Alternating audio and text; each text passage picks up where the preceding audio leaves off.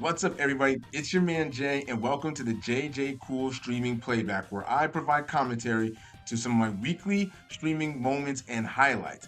On today's episode, we will be continuing and wrapping up our Pokemon Emerald Legendary post game hunt.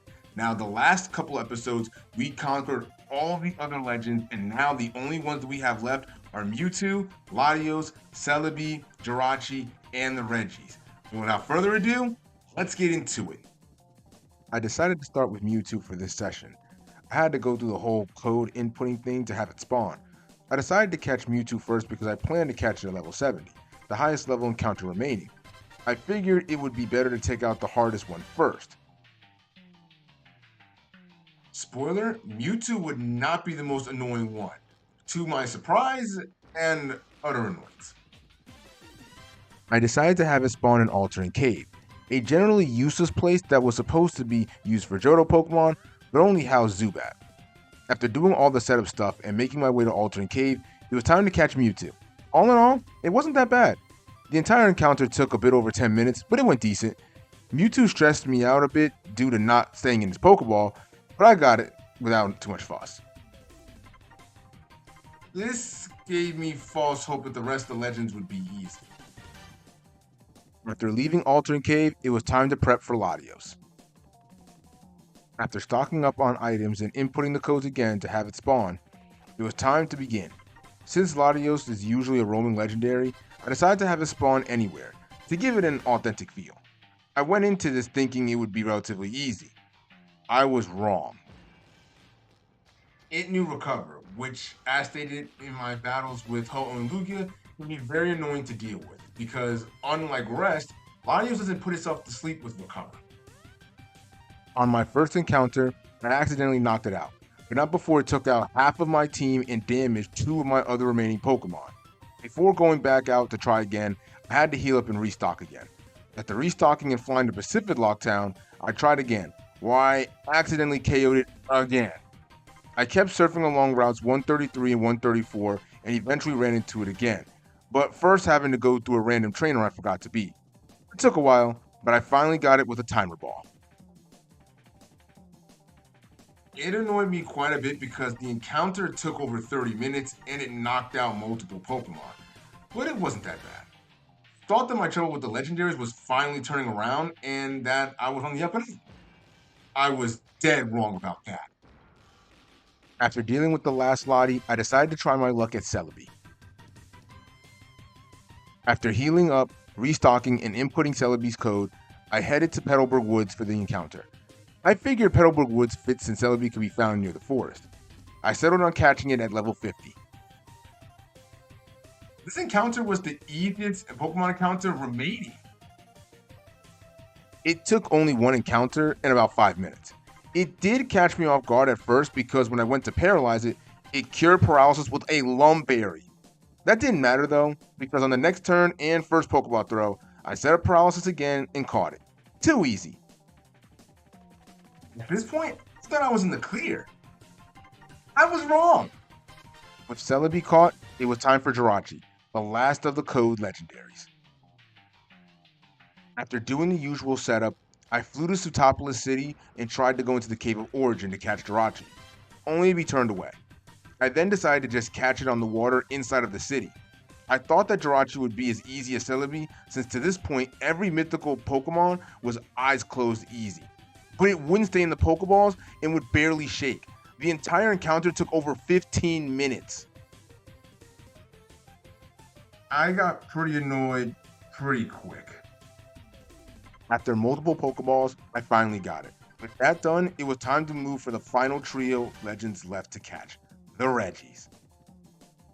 I had a bit of trouble deciding which Reggie I wanted first. Ultimately decided on Registeel, as it was my favorite. Unlike the other legends, there was no codes needed.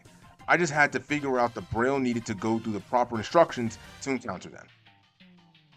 This involved me having to catch a Wailord and a Relicanth, which took quite a bit of time to do. For Wailord, I fished up a Wilmer and used several rare candies to evolve it. For Relicanth, it took quite a bit more time, mainly because it was only available underwater on 2 routes and had a 5% chance of encounter. After several minutes of trying to encounter it, I finally got it. After catching the 2 Pokemon I needed, I had to reteach a Pokemon Dig, and that took even longer. I had to catch a Trapinch and level it up all the way to level 41 just so that it can learn Dig. But it evolves at level 35 into Vibrava, and Vibrava doesn't learn Dig. I didn't know that for the first one, so imagine my surprise when I evolve my Vibrava and get it all the way to level 41 and find out that it doesn't learn Dig. I had to catch a second Trapinch and use a bunch of rare candies to speed up the process. Once done, it was time to finally go to the Steel Chamber and do all the Braille stuff to open the Reggie Chambers. Once done, I flew to Lily Cove and headed back west to Route 120 to meet Registeel. After doing more Braille interpretation, it was time to face the Steel Titan. This turned out to be the easiest Reggie to catch. It took a few minutes and a couple of Pokeballs, but it's not easy. It gave me false hope for the other Reggies though. After catching Registeel, I moved on to Regice. After flying to Dewford, swimming up routes 106 and 105, and battling another trainer, I finally reached Regice's chamber, where I had to do more Braille interpretation. Once inside, it was time for the battle. This Pokemon took multiple tries and multiple Pokeballs to catch. I failed my first attempt because it struggled to death. I was beyond annoyed with this stupid block of ice. Regice's moveset also gave me a worry because it had Superpower, Ancient Power, and Curse. Curse allowed it to lower its speed in exchange for higher attack and defense, which in turn it used with Superpower. Then it got an Ancient Power Omni Boost, which raised all of its stats. On the second attempt, I lucked up and caught it on the first ball. With Regice done, all that was left was Regirock. With Regice done and only needing 1 ball, all I needed to do was heal up and head to the desert to find the last Reggie chamber. After reading the Braille and having to rely on Google to figure out what to do to open the chamber, it was time for the Golem Rock, which turned out to be the most annoying one. Regirock had a very similar moveset to Regice, which I wasn't ecstatic about. On top of that, it wouldn't stay in the damn Pokeballs. I needed multiple attempts because on the first 2 attempts, my team accidentally knocked it out. On the third attempt, Regirock pulled a Regice move and was so defiant it blew through all of its PP and struggled to death, but not before making me waste almost all of my Ultra Balls. I was through with this thing and its counterpart. On the 4th attempt, things were looking like the previous attempt, but I finally got lucky and caught it. I can't tell you how relieved I am now that that encounter is over with. That encounter was beyond stressful and beyond annoying, but I did it. And with Regirock, I have caught all the legends from Gens 1 through 3 in Pokémon Emerald. For my next challenge, I think I'm going to do the Battle Frontier, since I have never completed the Battle Frontier before. But that's going to come later on. I think I want to give myself a little bit of time just to kind of heal my mental and think of all the different team possibilities I want to try. All in all though, this Pokemon Emerald Legendary Challenge was actually quite fun. Granted, some of it was a little bit stressful, but overall, I did enjoy it. And I am looking forward to the next Pokemon challenges I do in the future. But that's all for today's episode. If you want to catch my live streams and my in-game commentary when they happen, please do not hesitate to like, follow, and subscribe to my Twitch page. The link is below.